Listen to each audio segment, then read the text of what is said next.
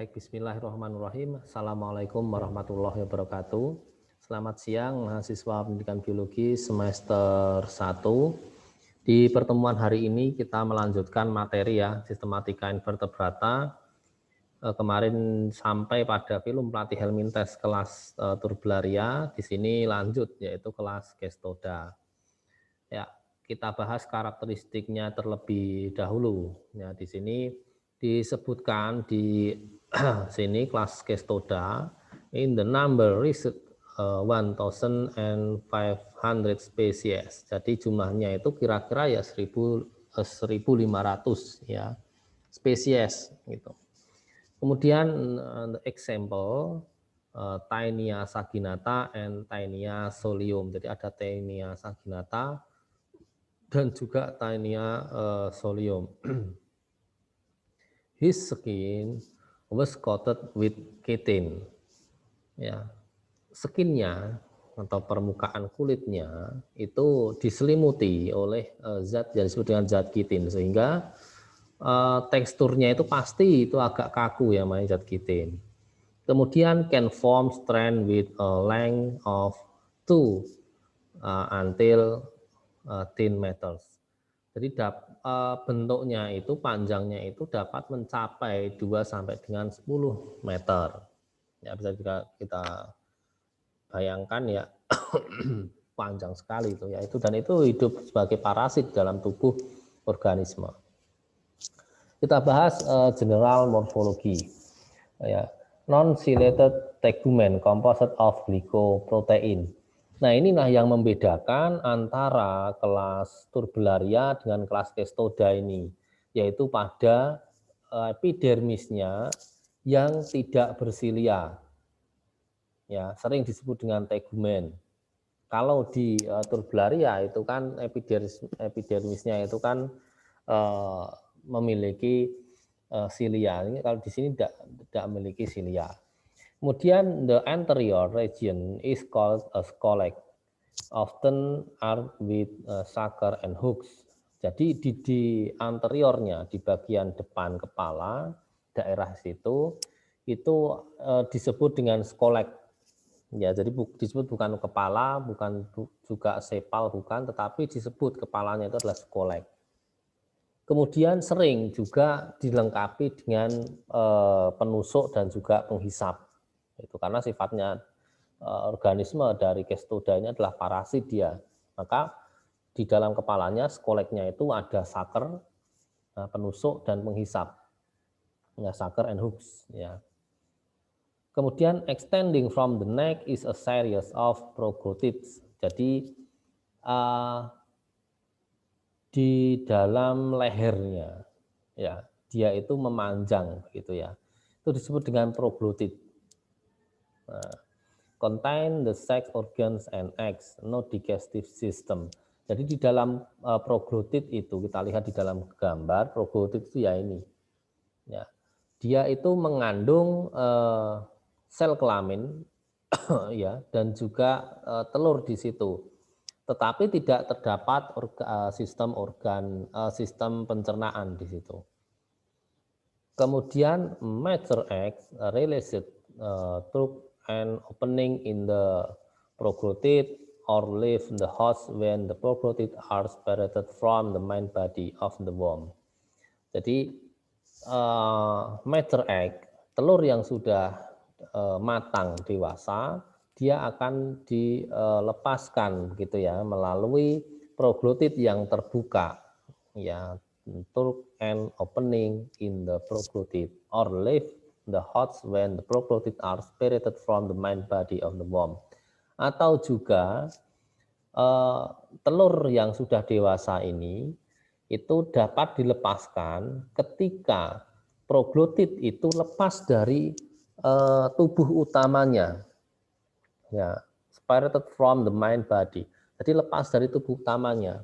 Ketika proglottid itu lepas dari tubuh utamanya, maka nanti mature egg itu bisa dilepaskan. Nah, ini adalah cacing pita gitu ya. Skoleknya kita lihat, skolek itu kepala, ada hooks, ada suckernya, ada penghisap, penusuk dan penghisapnya. Ya, kemudian beef tapeworm. Ini bisa dibilang adalah cacing pita babi ya, atau cacing babi itu Taenia rhinsus saginatus atau Taenia saginata itu nama singkatnya. Gitu. Definitive host human, intermediate host cattle. Jadi dapat dikatakan dia itu memiliki dua host gitu ya. Host yang pertama itu adalah yang disebut dengan definitive host atau host utama. Jadi host utama itu adalah host itu inang ya. Jadi inang tempat dia hidup lama di situ dan tempat untuk melakukan reproduksi secara vegetatif itu namanya definitive host gitu ya. Nah, di situ ada manusia gitu. Ya. Kemudian ada juga intermediate host ya. Intermediate host adalah dia itu nanti hidupnya juga di organisme lain, tetapi di situ hanya sebagai perantara saja. Maka disebut dengan intermediate host, itu adalah cattle. Cattle itu adalah hewan-hewan ternak di situ ya, bisa babi dan lain sebagainya. Itu. Nah, kita lihat di sini eggs are set with human faces. Infected person divided in a pasture and the egg are encased by cattle. Jadi begini, jadi dia itu hidup di human, manusia, kemudian dia akan pindah ke hewan ternak cattle, dan seterusnya, siklusnya semacam itu dia nanti, pindah, muter begitu. Nah, apa yang terjadi di dalam tubuh human itu sebagai definitive host, yaitu ya ini. Ya, jadi Taenia saginata itu akan melakukan perkembangbiakan dalam tubuh manusia, ya, kemudian dia akan bertelur, intinya begitu.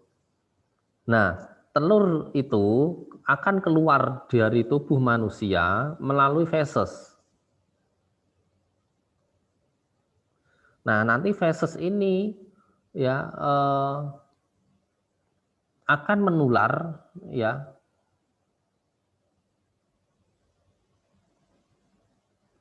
ke organisme lain ya. Di sini dijelaskan cattle ya, ingin sebagai cattle, jadi hewan-hewan ternak itu.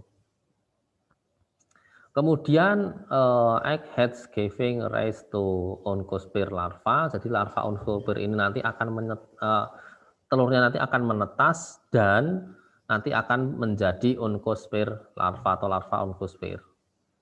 Itu. Kemudian that bore into the intestinal wall and get into the circulatory system to be transported to muscle.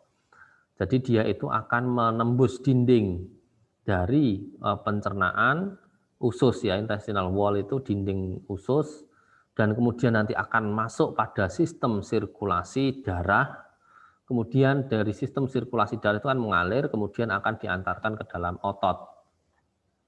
Itu. Di sini nanti larva akan berkembang menjadi cysticercus, tahap cysticercus. Ya, bladder worm di sini nanti akan jadi bladder worm. Kemudian with the inverted scolex, jadi nanti akan tumbuh scolexnya nanti di dalam muscle itu. Kemudian if uncooked beef in consumed in the cysticercus is freed and the scolex advert forming the adult. Jadi kalau kita mengkonsumsi daging atau otot dari cattle, hewan ternak itu yang tidak dimasak dengan baik, uncooked di sini dijelaskan, maka kita akan terinfeksi oleh ini ya cysticercusnya itu.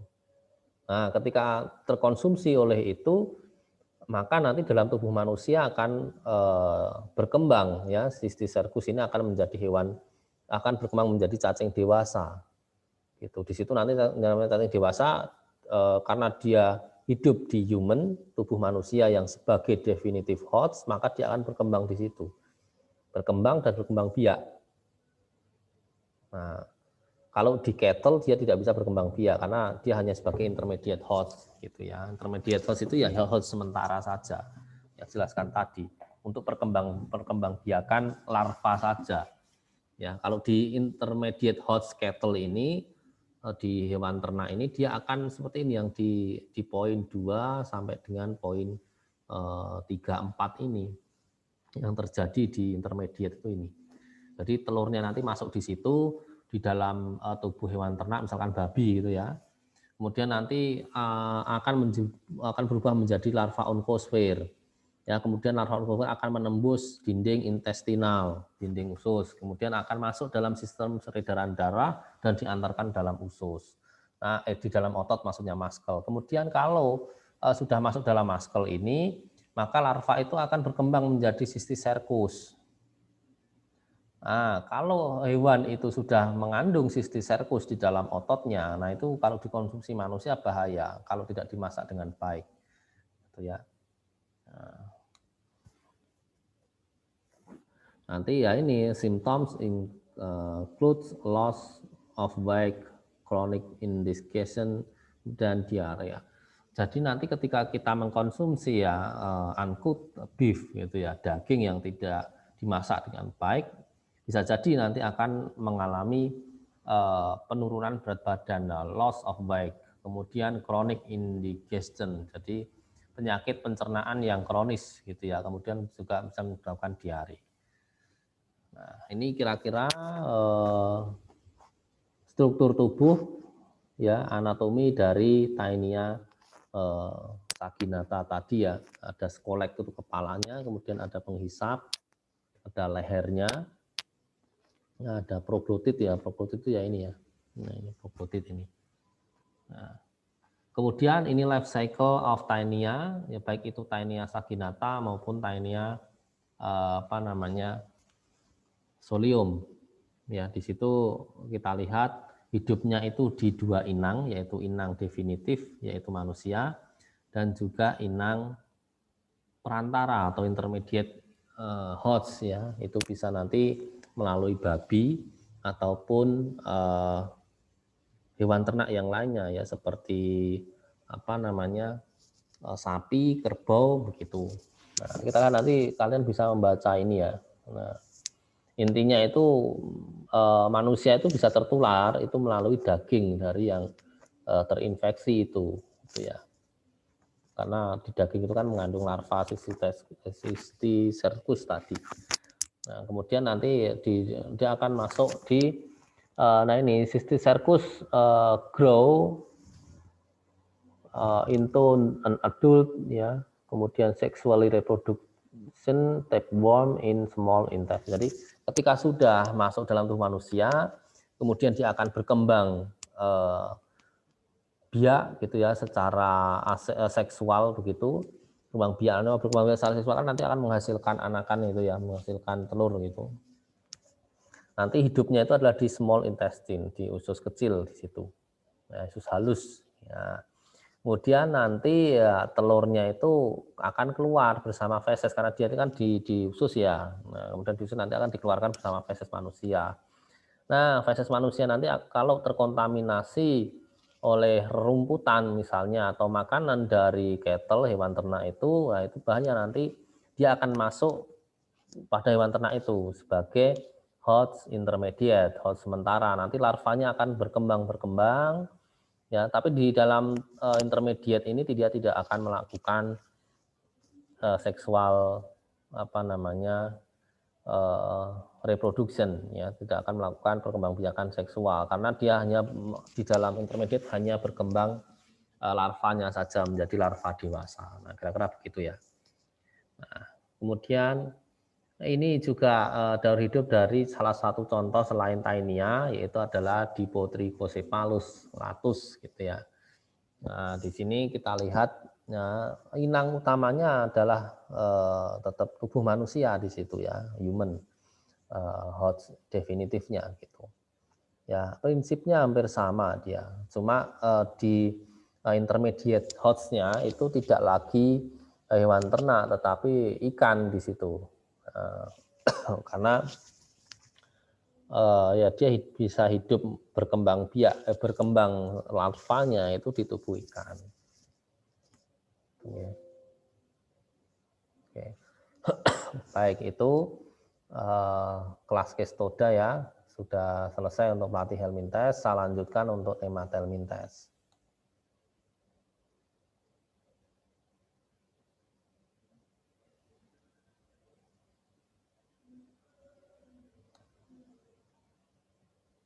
Baik, film selanjutnya adalah film Nematelminthes. Nah, kita cari perbedaan ya antara pelatih Helminthes dan Nematelminthes. Kita urut yang pertama dulu dari karyotiknya. Apakah dia termasuk prokaryot atau zukariot ya. Seperti saya jelaskan, semua film di sini pasti sifatnya adalah zukariot. Ya, kemudian ciri yang kedua, apakah dia uniseluler atau multiseluler? Jelas Nematelminthes itu adalah multiseluler karena bisa dilihat oleh kasat mata bersel banyak. Kemudian yang kedua adalah bagaimana dengan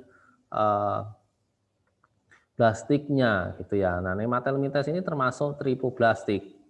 Ya, berlapis 3 dalam tubuhnya. Tubuhnya itu ada 3 lapisan, epidermis, mesodermis, dan juga ektodermis atau endodermis. Nah, kemudian yang ke berapa ya? 4 ya. Itu kita lihat selomnya, rongga tubuhnya. Kalau di pelatih Helminthes itu adalah aselomata, tidak memiliki rongga atau tidak memiliki lubang dalam tubuhnya gitu ya. Kemudian kalau Nematelminthes ini adalah dia punya lubang tetapi semu, maka disebut dengan pseudo selomata. Nah, itu ciri keempat ya. Perlu dicermati, ini perbedaan utamanya antara Platyhelminthes dengan Nematelminthes. Dulu kan masuk dalam satu film besar, namanya adalah Vermes. Karena perbedaan selomnya itu, maka dia harus berdiri sendiri menjadi film, kan begitu ya. Film Nematelminthes termasuk organisme pseudo selomata. Kemudian kita lihat di simetrinya. Bagaimana simetrinya? Itu ternyata simetrinya adalah simetri bilateral. Ya, yang dimaksud simetri bilateral itu kalau dia dibelah di salah satu sisi maka akan menghasilkan 2 besaran yang sama dan hanya satu simetri saja, itu namanya bilateral. Itu ya. Tidak bisa dibelah secara pindah-pindah gitu. Nanti dia akan bisa menghasilkan besaran yang sama. Jadi hanya satu pada posisi tertentu dia akan menghasilkan 2 besaran yang sama. Itu namanya simetri bilateral. Ya, kemudian bagian anterior dan bagian posterior, ya, bagian kepala dan juga bagian ekor itu runcing gitu ya. Nah, kemudian ditemukan di semua tempat ya, darat, air, laut ya, dan kebanyakan itu adalah sifatnya parasit Nematelminthes ini. Nah, kemudian ini yang slide kedua, memiliki rongga tubuh yaitu adalah semu ya, pseudoselom. Dia itu punya lubang sebenarnya, tapi lubangnya itu terisi. Jadi seolah-olah itu buntet gitu loh. Ya. Tetapi secara penampang itu kelihatan ini sebenarnya itu juga punya lubang. Maka disebut dengan pseudoselom. Ya, rongga tubuhnya itu semu gitu. Nah, ini kira-kira perbedaan aselomata yang bagaimana, pseudoselomata bagaimana, selomata itu bagaimana penampangnya, kira-kira semacam ini. Ya. Nah, kemudian bagaimana dengan alat kelaminnya? Jadi dia itu biasanya bukan hermafrodit. Jadi satu cacing itu ya satu alat kelamin gitu. Entah itu jantan, entah itu betina. Jadi tidak punya dua-duanya. Kalau di pelatih Helminthes, dia itu punya dua-duanya dalam satu tubuh. Maka disebut dengan hermafrodit. Tapi kalau yang Nematelminthes itu pada umumnya itu tidak hermafrodit. Satu kelamin ya satu individu ya satu kelamin, entah jantan entah itu betina gitu. Kemudian saluran pencernaan sudah mulai lengkap ya, dari mulut sampai dengan anus gitu, sama halnya dengan pelatih Helminthes. Kemudian di sini di Nematelminthes itu dibagi menjadi beberapa kelas ya. Yang pertama adalah nematoda. Ini contoh yang paling terkenal adalah Ascaris lumbricoides. Ini Ascaris, cacing Ascaris lumbricoides, ini parasit pada tubuh manusia, khususnya adalah pada usus manusia. Ya, disebut juga Ascarisnya cacing perut.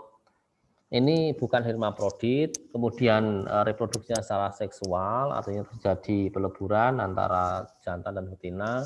Kemudian cacing jantan ini lebih kecil ukurannya dibandingkan dengan cacing betina. Jadi kalau ingin membedakan mana jantan dan mana betina dengan umur yang sama, maka cara membedakannya adalah dengan panjangnya gitu. Kalau lebih panjang besar itu berarti betina dia.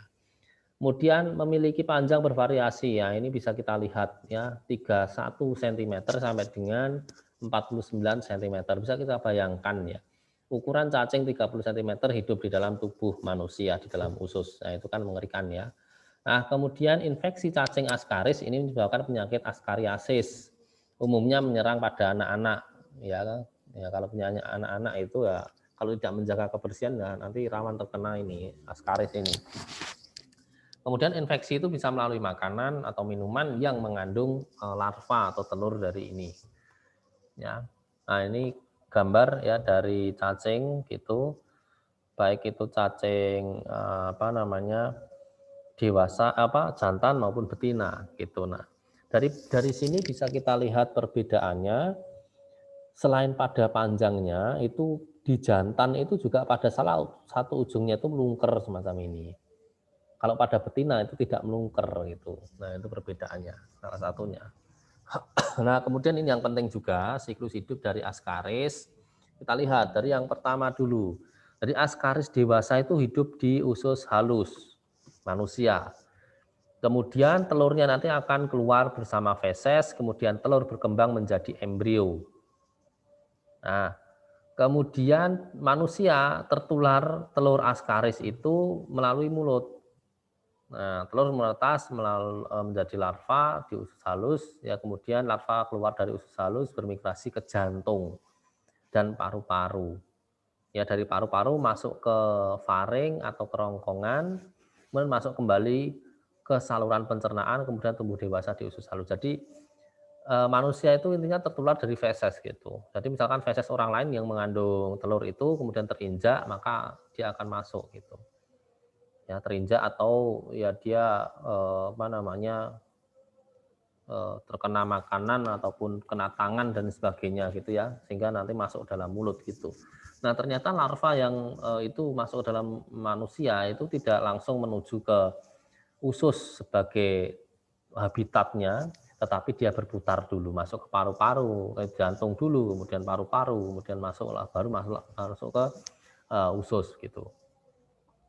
Nah ini bahaya askaris ya kalau tidak segera diobati ya akan menyebabkan paling parah itu ya kematian begitu. Ukurannya besar sekali. Ah kemudian klasifikasinya ini yang penting juga ya dalam sistematika invertebrata itu tidak lepas dari sebuah klasifikasi. Nah, jadi filmnya itu adalah Nemathelminthes, kelasnya Nematoda, subkelasnya adalah Secernentea, ordonya adalah Ascaridia, familia adalah Ascaridiidae, kemudian genusnya adalah Ascaris, spesiesnya adalah Ascaris lumbricoides. Nah, jadi kalau kita identifikasi di sini ya dalam dunia hewan begitu klasifikasi itu sudah bisa kita titeni gitu ya, kita apa namanya cermati. Kalau famili itu biasanya diakhiri dengan dai-dai begini. Ya. Kalau tumbuhan itu diakhiri dengan seae. Kalau di hewan ini adalah dai gitu. Kemudian contoh spesies selanjutnya dari nematoda itu adalah Ancylostoma duodenale. Ini disebut dengan cacing tambang. Ini parasit juga di tubuh manusia. Namanya cacing tambang, dia menambang apa yang ditambang darah gitu kan. Nah, ini hidup parasit pada manusia dengan menyerap darah dan cairan tubuh. Ini cacing menempel pada usus inang karena memiliki zat kitin. Ya, kait kitin ya. Kait yang mengandung kitin. Kalau sesuatu yang mengandung kitin itu pasti keras gitu, maka bisa menembus apa dinding usus untuk menyerap gitu ya. Kemudian reproduksinya adalah secara seksual berukuran kecil ini kalau cacing tambang 1 sampai dengan 1,5 cm. Tetapi sekali hidup di dalam tubuh manusia itu jumlahnya banyak. Ya, kalau askaris tadi ya hanya 1-2. Kemudian mulut dengan alat kait ya atau skolek. Ya, kemudian juga betina bertelur ini 9.000 butir per hari. Kita lihat ini adalah skoleknya dari Ancylostoma Ya, dia punya 4 buah kait kitin gitu dalam mulutnya, itu luar biasa untuk menambang ya darah. Nah, ini penampang dari cacing ya, Ancyloscoma itu duodenale. Nah, yang sebelah kiri itu adalah female yang ukurannya biasanya lebih besar, kemudian yang kanan itu adalah male, yang jantan ukurannya biasanya lebih kecil. Nah, kemudian ini siklus hidup dari Ancylostoma duodenale, kita lihat seperti apa. Ya, yang pertama dia hidup di dalam usus halus manusia, gitu ya. Di sini nanti akan melakukan perkembangbiakan secara generatif ya, menghasilkan telur. Telur nanti akan dikeluarkan bersamaan dengan feses manusia. Nanti di dalam feses ini akan menetas ya larvanya, kemudian menjadi rhabdiform larva. Kemudian berkembang menjadi filaria form larva. Ya, kalau ini nanti terinjak oleh manusia, maka nanti larva ini akan menembus pori dari kulit kita. Ya, nanti akan masuk melalui melalui pori, kemudian nanti masuk dan diantarkan oleh aliran darah gitu. Dan nanti sampailah ke usus, berkembang biak nanti di dalam usus itu nanti akan dewasa dan berkembang biak. Nah, kira-kira begitu muter gitu siklus hidupnya. Nah, ini bahaya cacing tambang ya, telur keluar bersama feses menetas menjadi larva, larva lalu menginfeksi kulit melalui telapak kaki. Kalau itu menginjak feses yang mengandung itu atau menginjak sesuatu yang mengandung telur itu ya. Kemudian nanti masuk ke peredaran darah. Cacing menghisap darah di situ dan mengeluarkan zat antikoagulasi sehingga penderita itu mengalami anemia, kurangan darah nanti ya. Kemudian ini klasifikasinya nanti bisa dibaca ya, dia masuk dalam kelas nematoda ya. Kemudian selanjutnya adalah contoh dari nematoda itu cacing kremi atau Enteroblus vermicularis ya, Enteroblus. Ini cacing kremi biasanya sering disebut gitu. Ini parasit yang menyerang anak-anak, dia menginfeksi manusia melalui makanan yang dipegang dengan tangan yang mengandung telur gitu. Ini betina ini lebih besar ukurannya sekitar 8 sampai dengan 13 mm ya. Kemudian yang jantan itu 2 sampai 5 mm. Jadi ukurannya kecil tapi masih bisa dilihat secara kasat mata. Kemudian hidup sebagai parasit pada usus besar dan bila bertelur akan menuju ke anus. Maka anak kecil ya, utamanya adalah balita, ketika anusnya itu terasa gatal dan itu rutin begitu, itu bahaya gitu ya. Artinya bisa jadi itu terinfeksi oleh cacing kremi ini, karena cacing kremi itu ketika bertelur ya dia akan menuju ke anus dan bertelur di situ, dan itu akan menyebabkan gatal. Nah, kemudian ini penampang dari Enterobilus Enterobus gitu, yang jantan dan juga yang betina. Yang betina itu yang ukurannya lebih besar. Kemudian sini siklus hidupnya, ya sudah saya jelaskan tadi, dia akan bersemayam di usus, ya di usus. Kemudian, nah ini cacing betina itu bertelur di sekitar anus pada malam hari, ya sehingga menimbulkan gatal. Ketika digaruk, ya telur itu melekat di jari, tertelan oleh si penderita. Nah, kemudian nanti telur itu menetas di usus kecil menjadi larva, lalu tumbuh berkembang dan akhirnya melakukan perkembangbiakan dan hidup di usus besar. Gitu. Kemudian bertelur di sekitar anus berlangsung selama 2 sampai 4 minggu. Jadi siklusnya itu 2 sampai 4 minggu dari larva sampai dengan dia bertelur. Gitu ya. Nah, ini klasifikasinya, dia masuk dalam kelas nematoda, nama spesiesnya adalah Enterobius vermicularis. Nah, kemudian selanjutnya, contoh selanjutnya adalah cacing filaria. Ini habitat utamanya adalah pada pembuluh limfe. Ini parasit juga dalam tubuh manusia, khususnya di pembuluh limfe. Ini penumpukan cacing filaria di pembuluh limfe ini dapat menyebabkan penyakit kaki gajah. Barangkali pernah mendengar ya, kaki gajah itu karena apa? Terjadi penyumbatan di pembuluh limfenya, sehingga nanti membengkak itu nanti kakinya ya. Nah, cacing filaria ini menginfeksi manusia melalui perantaraan nyamuk yang disebut dengan nyamuk culek yang menggigit penderita. Bentuk tubuh seperti benang, kecil sekali, ya warna putih kekuningan, panjangnya itu 2 sampai dengan 70 cm. Ini lumayan besar ya. Dia menyumbat pembuluh limfe. Ini kemudian betina itu sifatnya adalah vivipar, menghasilkan mikrofilaria pralarva aktif. Gitu. Jadi betina ini dia tidak bertelur, tetapi ternyata sifatnya adalah vivipar, dia beranak ya, cacingnya. Ya. Nah ini kira-kira penampangnya. Ya, ini siklus hidupnya ya. Jadi cacing filaria ini punya 2 host, punya 2 inang. Kalau yang cacing sebelumnya tadi kan hanya 1 inang, ini 2 inang. Inang pertama itu definitive host, inang utama gitu ya. Itu adalah human.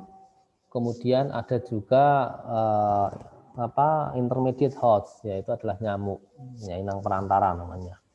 Ini jadi bisa dibilang vektornya ya, vektornya adalah nyamuk. Jadi ini tubuh manusia, kemudian kalau dia mengandung cacing filaria itu ditularkan ya oleh nyamuk gitu ya, oleh nyamuk melalui gigitannya. Dan ini adalah klasifikasinya, kelasnya adalah nematoda, kemudian namanya adalah Wuchereria Bancroft gitu. Dan ini penyakit kaki gajah ya, bisa kita lihat terjadi pembekakan di situ. Ya sembuhnya bagaimana ya, kita identifikasi, kita telusuri itu namanya pembuluh limfanya gitu. Adakah yang tersumbat oleh cacing filaria ini? Baik, itu sekilas ya mengenai film dari pelatih Helminthes kelas Kestoda, kemudian lanjut di film ini ya, film Nemathelminthes. Nah, tugas kalian itu melanjutkan tabel kemarin kan tabelnya sampai dengan film pelatih Helminthes. Nah, ini dilanjutkan pada tabel Nemathelminthes gitu. Nah, sekilas saya lihat kemarin tugasnya itu ada beberapa yang memang belum sesuai dengan harapan gitu. Saya tunjukkan ada satu tugas dari mahasiswa yang hampir sesuai gitu ya, sesuai harapan gitu saya tunjukkan.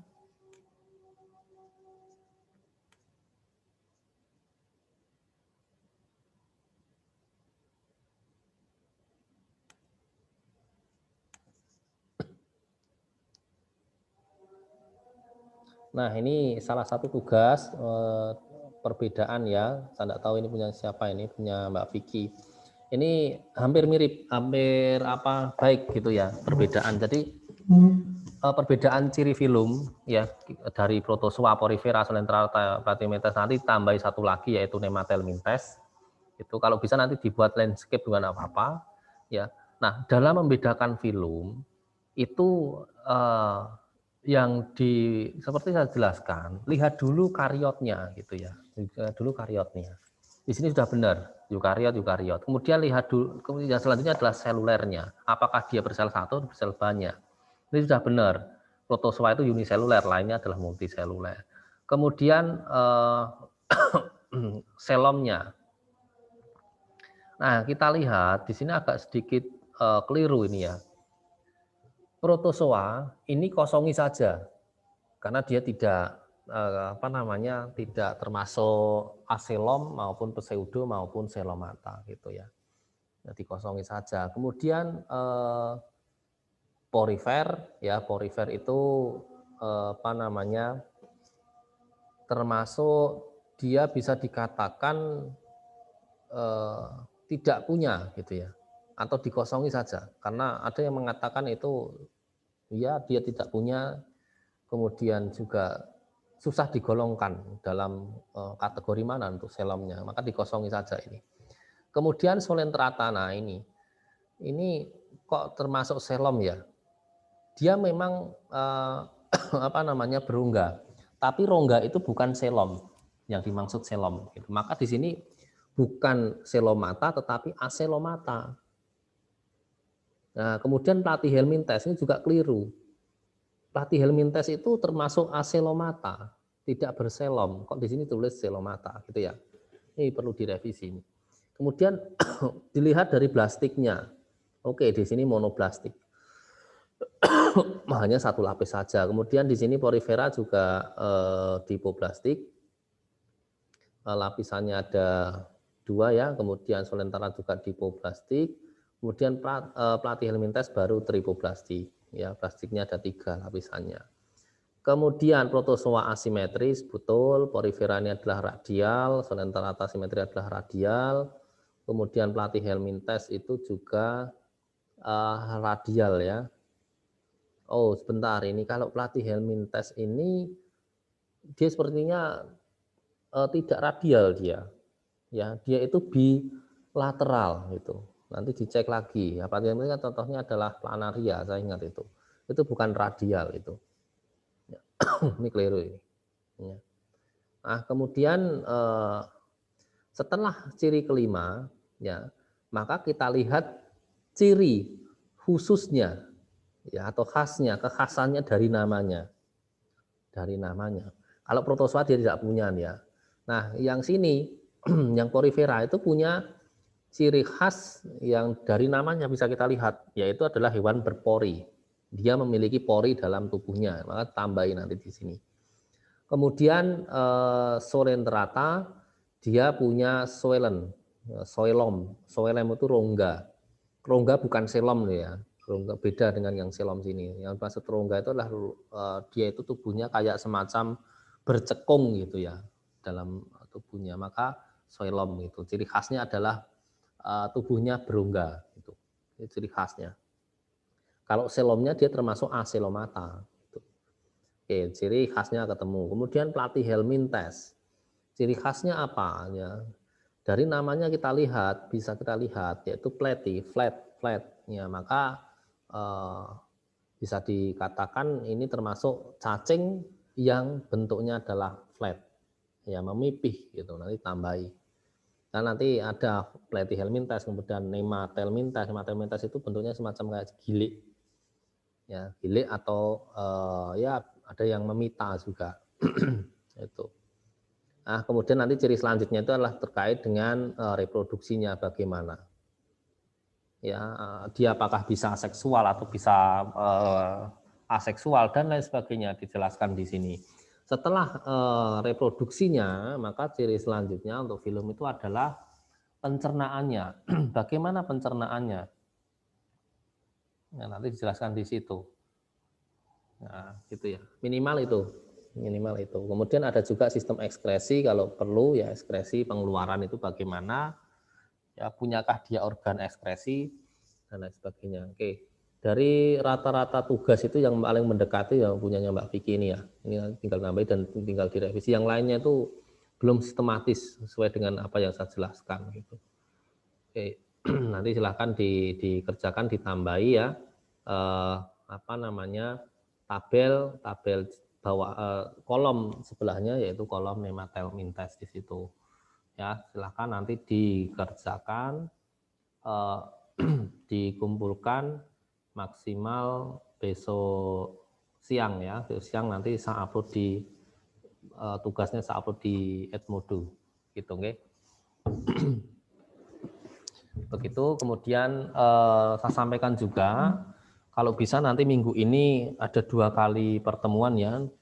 Nah, nanti kita cari waktu lagi Kamis ataupun Jumat ya untuk teori, sehingga nanti ketika teori sudah selesai kita lakukan praktikum. Jadi nanti praktikumnya di akhir aja di apa namanya setelah teori selesai artinya ya, biar tidak bolak-balik teori praktikum karena dalam situasi pandemi seperti ini nanti biar efektif gitu. Kalau pembelajaran ideal itu sebenarnya adalah teori dan praktikum menjadikan satu gitu. Jadi teori sekaligus pengamatan gitu. Itu yang ideal semacam itu yang saya lakukan di tahun kemarin ya. Tapi karena kondisi semacam ini ya teori dulu selesai baru nanti di akhir kita praktikum gitu. Baik, itu saja dari saya, mudah-mudahan bisa dimengerti gitu ya penjelasan dari saya gitu. Baik, nanti kalau ada pertanyaan silakan bisa didiskusikan di grup WhatsApp gitu ya, dan tugasnya bisa dikerjakan gitu. Baik, sekian dari saya. Terima kasih. Assalamualaikum warahmatullahi wabarakatuh.